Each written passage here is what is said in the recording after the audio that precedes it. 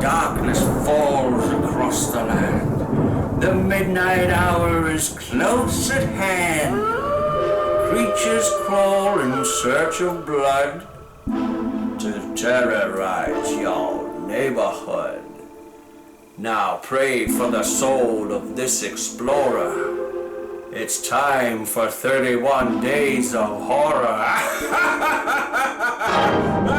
Hello, I'm Terence McGuana, and welcome back to the 31 Days of Horror. And before we start the show, I just want to send out this personal message to potential subscribers. I've given you sunlight, I've given you rain. Looks like you're not happy. Let's I open a vein. I'll give you a few drops, if that'll appease. So please grow for me. And on today's show we're going to look at the horror comedy musical Little Shop of Horrors from 1986. The first time I became aware of Little Shop of Horrors was when I saw the trailer before Police Academy 4 or something like that, one of the Warner Brothers releases in 1987, and straight away I just thought, wow, this looks like Caddyshack with a talking plant. You had Steve Martin, Rick Moranis, John Candy, Bill Murray. This is just going to be one of those great 80s outrageous comedies. And when I finally sat down to watch it, I was sorely disappointed that it was a musical. I did not want to see a musical. Not that I have any problem with musicals. Some of my favourite films of all time are musicals. But that was not what I was ready to watch at that time. But weirdly, as the film progressed, it won me over. It absolutely won me over. I remember that first viewing of it and being disappointed when not when you get the first song, when you get the first song with those three characters, Crystal, Renee and Clayton, and they're singing the theme song, Little Shop of Horrors, right? I was fine with that. I just thought, okay, this is the intro song, just like I'm alright at the beginning of Caddyshack. That's what I thought. I thought, here's the opening theme song, and then we'll go on with the comedy, and then another song came on with the Skid Row and all that. I was like, oh, eye roll. I just didn't want that. That is just not what I wanted. But the thing about movies is they're not here to give you what you want. They're there to give you what you need. In the early 1960s, Seymour and Audrey work at the Mushnick Flower Shop in Skid Row and both dream of a better life. Business isn't exactly booming until Seymour brings in a new exotic plant he names Audrey 2. Very soon, Seymour realises this plant does not need sunlight or water to thrive, but human blood.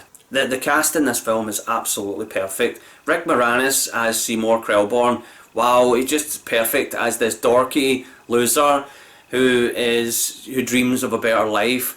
And the scenes between him and Ellen Greene is Audrey. She's excellent. She's absolutely brilliant. I know that she's more of a stage actor, and she's had more acclaim on there, and she's done a lot of stuff on television, but she's always going to be Audrey whenever I see her in anything else. And I have seen her in other films such as Pump Up the Volume, and in particular Talk Radio as Eric Bogosian's suffering wife. She's excellent in that.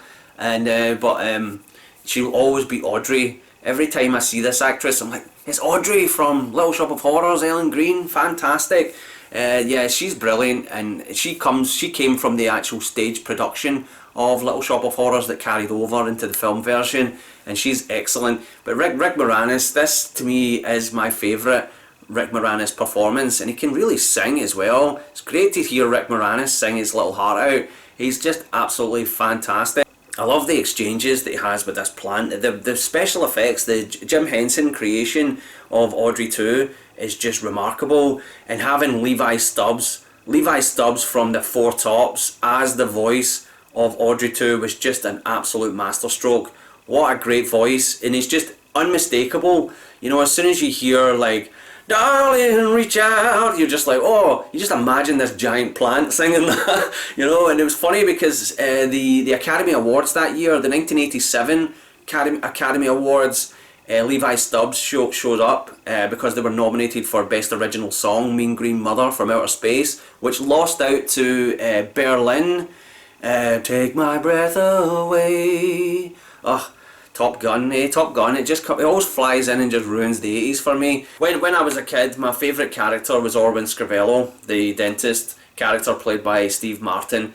Not so much now. You kind of realise what a horrible guy this is. But when I was a kid, I was disappointed when Seymour gets rid of him. When Seymour kills this dentist character, I was like, oh no, he's the funniest, he's the best character in the movie. When I was younger, just a bad little kid. And when he does that whole dentist song where he's just a sadist to all of his patients, that was just mind blowing for me. I think the best scene in the movie is the "Feed Me Seymour" song, where he's confronting the plant. The plant is tempting Seymour with this opportunity that if he gets rid of his enemies, that's a total horror trope as well, isn't it? Doing away with your enemies.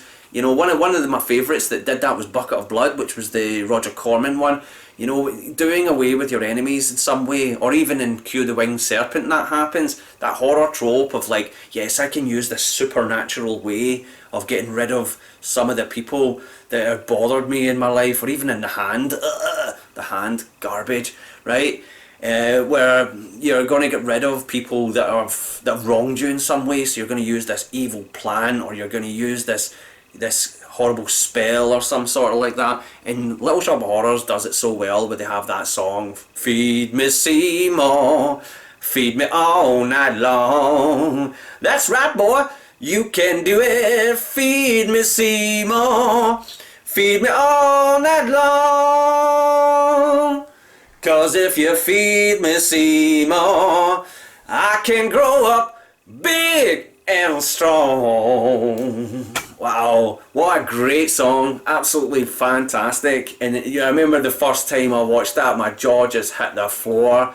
And just the way, all the little ways that he tempts him, he's having a Cadillac car and having a great woman and all this sort of stuff.